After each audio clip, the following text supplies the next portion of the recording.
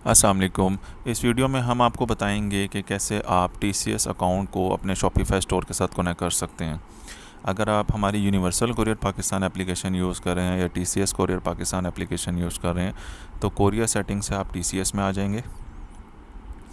यहाँ से enable booking कर लेंगे और टीसीएस यूज़र नेम और पासवर्ड के लिए आपका जो टीसीएस का अकाउंट है, जो यूज़र नेम और पासवर्ड आप यहाँ पे लिखते हैं वही आपने यहाँ पे लिखना है। मेक श्योर किएगा अगर यहाँ पे आपका यूज़र नेम स्पेस के साथ है तो यहाँ पे भी आप स्पेस के साथ लिखेंगे और पासवर्ड जो भी पासवर्ड है वो आप पासवर्ड यहाँ पे लिखेंगे। अक्सर और गलती कर देते हैं कि यूज़र नेम पासवर्ड वाले लिखते हैं तो आपका अकाउंट कनेक्ट नहीं होगा।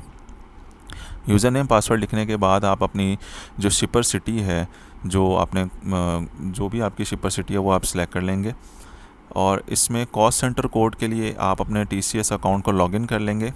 लॉगिन करने के बाद आप सेटअप से कॉस्ट सेंटर के अंदर आ जाएंगे। अगर यहाँ पे आपका कॉस्ट सेंटर बना हुआ होगा तो आप यहाँ देखिएगा कि कॉस्ट सेंटर कोड के अंदर जो भी लिखा हुआ है वो आप यहाँ से कॉपी करेंगे और ऐप के अंदर ला के पेस्ट कर देंगे। एक चीज़ मेक श्योर किएगा कि आपका जो भी यहाँ पे कॉस्ट सेंटर बना है वो एक्टिव होना चाहिए और उसके अंदर जौन सी भी कॉस्ट सेंटर सिटी है वो सिटी आपने वहीं पे शॉपिफाई के अंदर जो ऐप है जहाँ पे सिटी का आप सिलेक्ट करे थे वो सेम सिटी होनी चाहिए। अगर आपका कोई कॉस्ट सेंटर नहीं बना हुआ तो आप क्रिएट कॉस्ट सेंटर पे क्लिक करेंगे और यहाँ से अपना अकाउंट सेलेक्ट करेंगे, कॉस्ट सेंटर सिटी सेलेक्ट करेंगे। कॉस्ट सेंटर कोड में आप कुछ भी 1 2 3 4 5 कोई भी न्यूमेरिक डिजिट लिख सकते हैं स्पेस के बगैर। इसी तरीके से अपना phone number, pickup address, email address, return address और ये दोनों जो है चेक भी करेंगे, चेक करेंगे दोनों को और क्रिएट कर देंगे। तो आपका जो भी कॉस्ट सेंटर कोड होगा वो शॉपिफाई में लाके आप पेस्ट कर देंगे। उसके बाद जब आप सेव करेंगे तो आपके पास बाकी ऑप्शंस भी इनेबल हो जाएगी जिसमें डिफ़ॉल्ट वेट आप लिखेंगे 0.5 मिनिमम वेट होता है। इंश्योरेंस के अंदर आप 10 लिख दिएगा। इसके अलावा शिपर रिमार्क्स में जो भी आप रिमार्क्स देने चाहें, आपका जो शिपर टाइप है ओवरनाइट, सेकंड डे, जो भी आपको अलाउ की गई है वो आप लिखेंगे। शिपर हैंडलिंग में फ्रेजाइल या नॉन फ्रेजाइल आप मेंशन कर देंगे।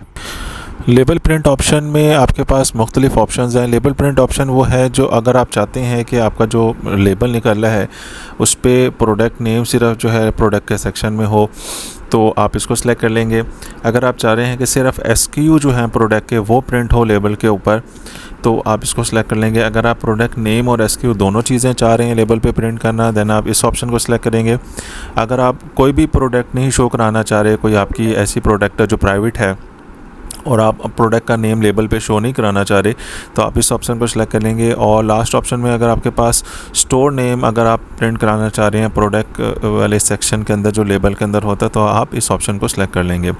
ऑटो ऑर्डर फुलफिलमेंट अगर आप इनेबल करते हैं तो जब आपका ऑर्डर बुक हो जाता है तो शॉपिफाई के अंदर एक फुलफिलमेंट की ऑप्शन होती है।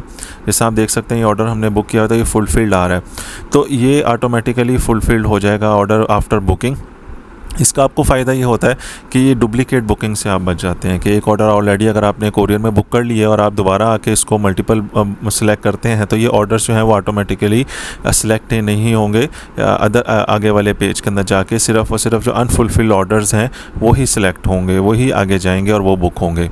ऑटो सेव ट्रैकिंग डिटेल अगर आप इनेबल करते हैं तो इसके अंदर जब आप एक ऑर्डर को बुक करते हैं तो ये आपके डिटेल्स जो हैं उस ऑर्डर के अंदर भी प्लेस हो जाती हैं। इसी तरह ट्रैकिंग नंबर और कस्टमर को भी नोटिफिकेशन में चला जाता है और ऑर्डर को भी टैग लग जाता है। तो आप ऑर्डर के अंदर जाके भी उसकी ट्रैकिंग नंबर देख सकते हैं, जिस कोरियर में आपने बुक किया है वो चेक कर सकते हैं। मार्क पेड ऑर्डर है 0, ये अगर आप इसको इनेबल करते हैं तो जो ऑर्डर्स आपके पेड हैं, जो मार्क पेड हुए हुए होते हैं जिस पे टैग लगा हुआ होता है तो ये ऑर्डर 0 COD के साथ बुक हैं। अगर आपको क्रेडिट डेबिट कार्ड के थ्रू, इजी पैसा, जैज़ कैश, बैंक ट्रांसफ़र के थ्रू कस्टमर ऑलरेडी पे कर चुका है एडवांस में तो उसकी 0 COD के साथ आप उसको भेजते हैं ताकि उसको COD अमाउंट ना पे करना पड़े। तो ऐसे ऑर्डर्स जो पेड ऑर्डर्स होते हैं अगर आप इस ऑप्शन को इनेबल कर देंगे तो आपको मैनुअली 0 नहीं करना पड़ेगा बुकिंग करते हुए, वो ऑटोमेटिकली 0 अमाउंट के साथ बुक होंगे। इसी तरीके से अगर आपने अपने प्रोडक्ट के अंदर वेट डाला हुआ है और आप अपने लेबल पे वेट कैलकुलेशन भी ऐड करना चाह रहे हैं तो आप इसको इनेबल कर देंगे ताकि जो भी एक्चुअल वेट है आपके प्रोडक्ट्स का वो लेबल पे प्रिंट हो जाता है।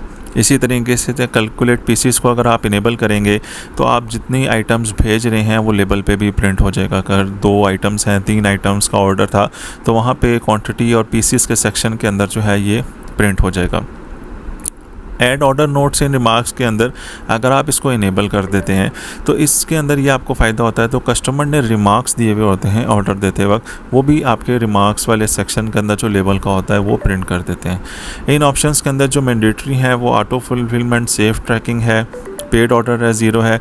बाकी इन ऑप्शन को अगर आप अनचेक भी करते हैं तो वो कोई इशू नहीं होता, क्योंकि वेट और पीसीस एक्चुअली जब कोरियर के पास एक चीज़ जाती है वो जब भी उसको कैलकुलेट कर रहे होते हैं। आप इसके बाद सेव सेटिंग्स पे क्लिक करेंगे और आपकी सेटिंग्स सेव हो जाएंगी। जब भी आप टीसीएस में बुक करते हैं तो वो अक्सर डैशबोर्ड के ऊपर वो विजिबल नहीं हो रहे होते पार्सल। तो उसका तरीका ये होता है कि बुकिंग के बाद आप रीप्रिंट लेबल में आएंगे और यहाँ से डेट वाइज आप जनरेट रिपोर्ट करेंगे तो वो पार्सल्स आपके यहाँ पे शो अप हो जाते हैं।